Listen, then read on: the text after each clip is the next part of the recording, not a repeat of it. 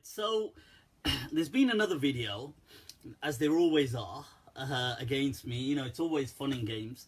So the video, let me just deal with this for a moment, and I'll come back to some of the questions. Video was by our lovely Wahhabi Defence. You know the Wahhabi? Sunni Defence. They've done another video. कोई राबता नहीं मसूद मुश्ताक राबता ही यार. Right, there's been a video by Sunni, I say Sunni loosely, Wahhabi Sunni Defence, where so he's saying that, oh, I haven't answered this question. He's highlighted in this video saying, look, in my video about the video declaring marital rape haram, in that video he says, I've quoted something, amongst the many quotes, I'm going to come to this, he says that these quotes were from some forum and they were misrepresented, so they're not actually accurate. Okay, so right, well, my brother, let's take a look at what is going on this way. This Poraki. So, just to summarize, there's a video, you can check my video, it's on YouTube. It's called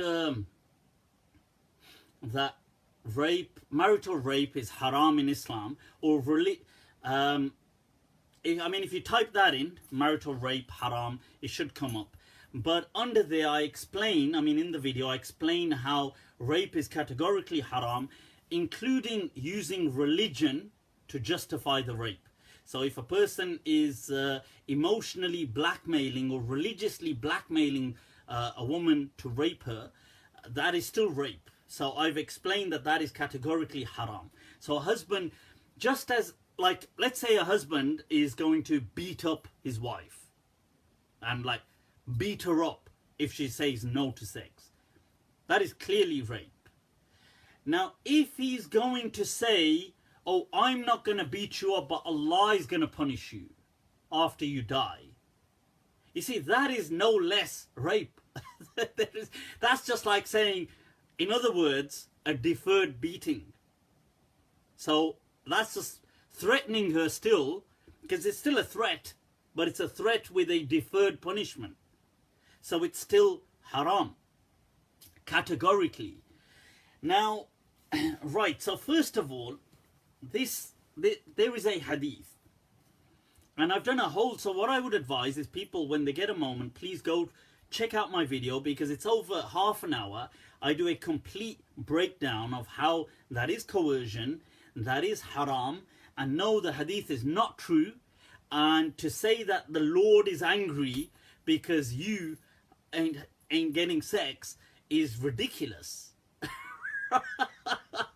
You seriously overestimate. Talk about self-aggrandizement like that. I don't know. Is that a metaphor for like the Lord down there? Because is that what you mean, that the Lord is angry? Lord is angry. Is this like some kind of like a nickname that you've got going on? Because there's no way on earth that God is going to be angry about you not having sex. Okay, I'm being real with you, right? So you seriously got an ego issue going on, because that is not true by any measure, no matter how much you think about yourself. So, right now, there's this hadith which is weak. I believe it's unacceptable utterly. It clashes with the Quran, it clashes with the authentic Sunnah, clashes with the principles of Islam.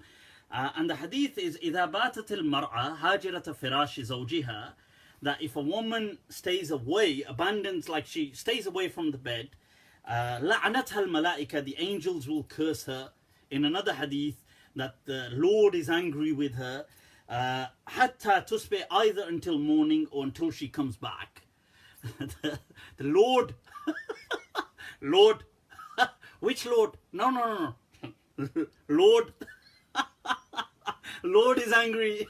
This is right. So this is a new, some Lord can be used for many things. Like it can be used for, like a woman at home can be called Rabbatul Bayt, the Lordess of the house. And so he could be using this as a metaphor, right? So now I went through this hadith and I showed, and I won't go through the whole breakdown again, but I demonstrated how this hadith is not reliable. I read out the wordings of the hadith, I quoted it from, it is in Bukhari, it is in Muslim, it is in Abu Dawood, it is in Darmi, it is in Musnad of Ahmad, it is in all of these narrations. I showed the several problems with these chains. I showed that how these chains mainly rely on, they seem to come down mainly relying upon two kind of tabi'een. You've got Al-A'mash, and it also relies on Qatada as well. And the hadith is transmitted predominantly through Abu Hurairah radiallahu an. But these two people are mudallisin, that's people who kind of omit other weak, they omit people in the chain. So if they say an, which means from, without saying I heard from, they just say so and so said. They don't say he said it to me or I heard him say. If they speak like that, like vague, an is a vague term. If they use vague terms, then their hadith becomes problematic. So I mentioned that. I also mentioned how this clashes with the verse of the Quran that ashiruhunna bil ma'ruf, that you have to treat women with kindness, that Allah says you're either with them or you separate gracefully, how the Prophet ﷺ always taught kindness. I showed that how so all of these narratives, how there is no coercion in Islam, all of these kind of things I went through.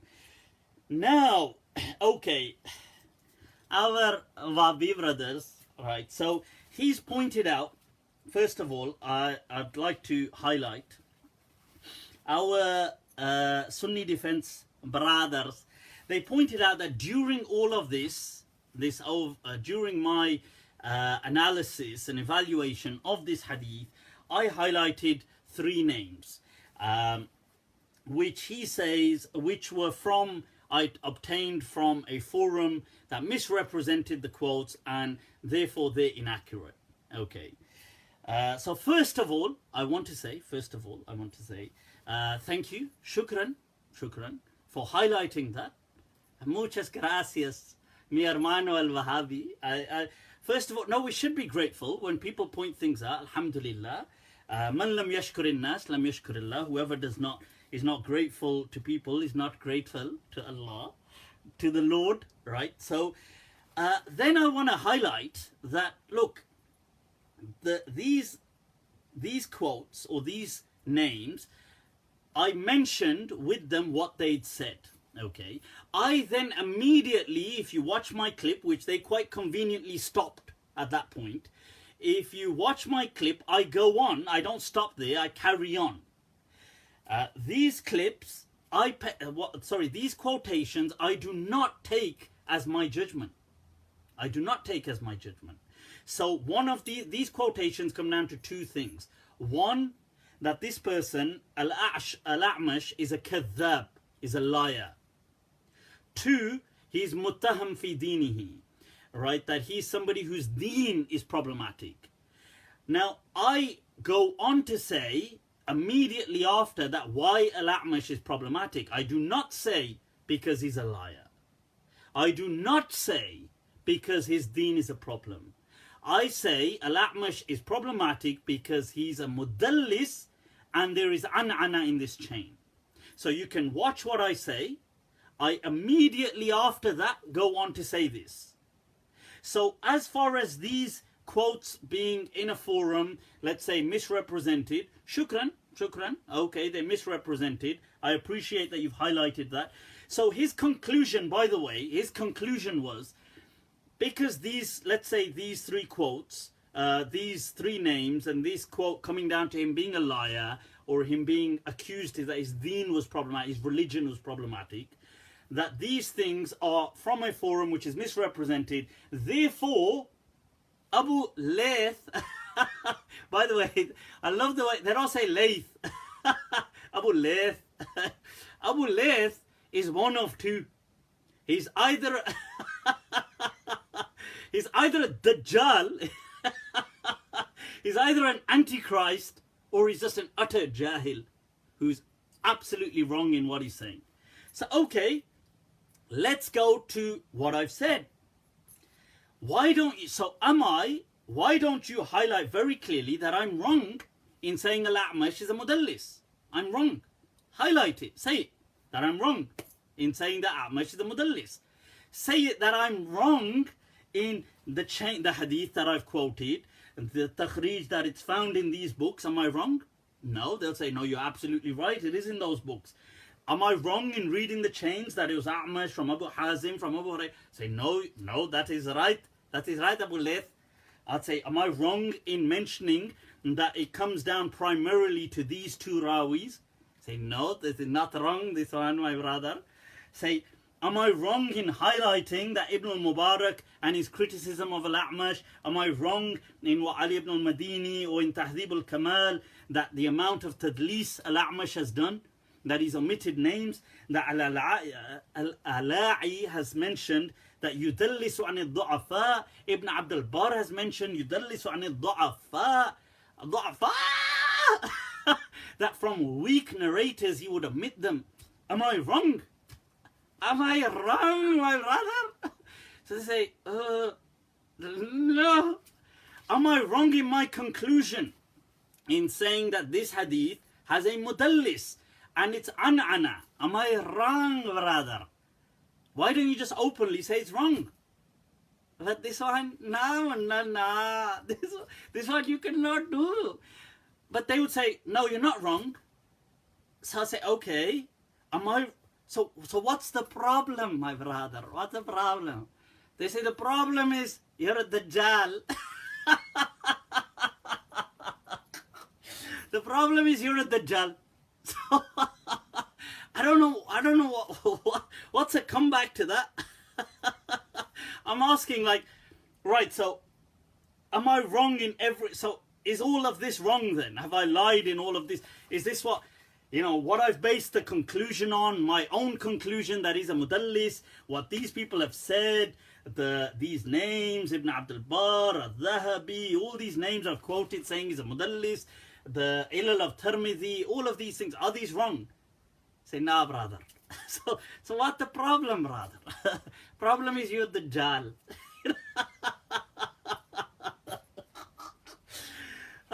Ya salam. Seriously. You see, look, this is the problem, this is the problem that, whilst Abu Layth is here highlighting that you ask these people, do you have a problem with rape going on? The marital rape. So they don't seem to have a problem with that. Okay. Our Bahraini, Gulf, Arab brothers, the Arab brothers, this, not all, this particular brother, right? So they don't seem to have a problem with the rape. They don't seem to have a problem with such nonsense being attributed to the Prophet.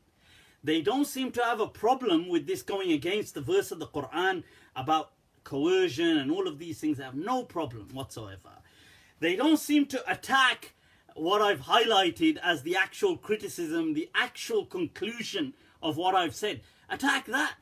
Oh, by the way, in between you said these names, but these names were misrepresented on a forum. Okay, did I rely on those names? Did I rely on those things? Did I go with did I call A'mash a kadhab? Did I say his religion was a problem? Did I say these? Did I go with that as the reason to debunk this hadith? No, brother. I said he was a mudallis. But but you must either be a Dajjal or either be a Jahil. So this is the problem. This is what we're dealing with. So I've been asked to comment again. I've commented now. Look, if you would like to show that this chain is absolutely authentic, then do so. Show it to me.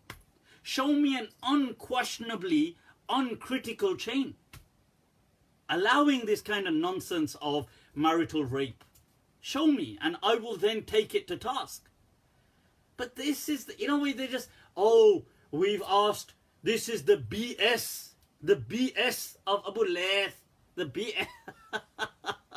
You know, this is where the research is one thing and the result is another. You know? In fact, there's a story I remember. Somebody told me, you know, like a subcontinental scholar from the subcontinent. He said once there was somebody doing some research. So he was researching flies.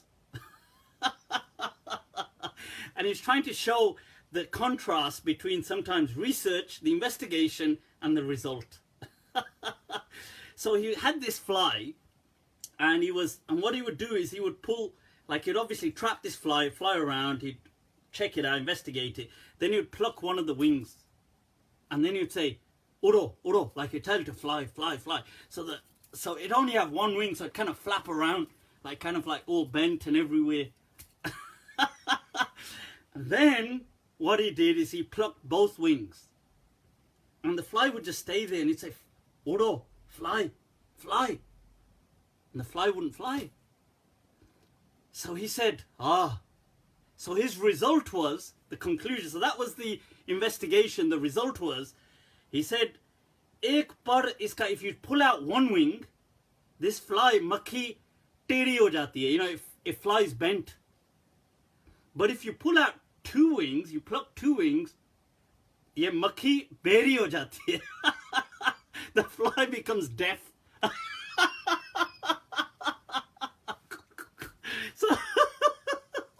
So that's where you have a huge difference between an investigation and the result.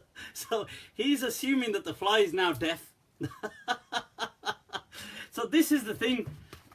So because that he's saying that this was misrepresented on a particular forum, so now Abu Layth must be an antichrist. He must be a Dajjal. That's the natural conclusion that just follows on.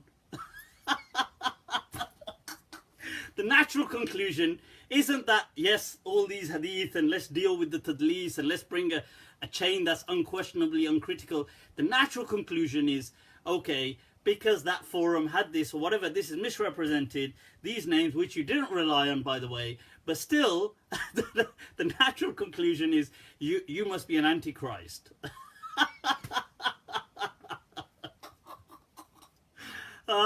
Gotta love him. Mwah! Oh, Gio. I gotta do it. You know the Pakistani style, they go. Haters, haters. I tell you, haters. Yeah, you gotta see. They have this drive to them. You gotta be grateful for your haters as well. To be fair, you gotta be grateful, because to be honest with you, it's like somebody said the other day about a hater. And I said, look, let's be honest. I said to the guy, if you were anything like that person, astaghfirullah, I'm not saying it. People were saying it. You know, I'm not saying he was ugly. People are saying it. Zalim dunya. But if you were anything like these people, like I'm just saying, this person we were discussing the other day who was kind of hating, I said, let's just face it, let's be honest. If you were like that, let's just use the term mahroom, deprived. You too would hate the world. So you have to have this, you have to give your sympathy to these haters. You have to say, haters, Allah ni marzi. Right, let's move on, people. Let's take some questions.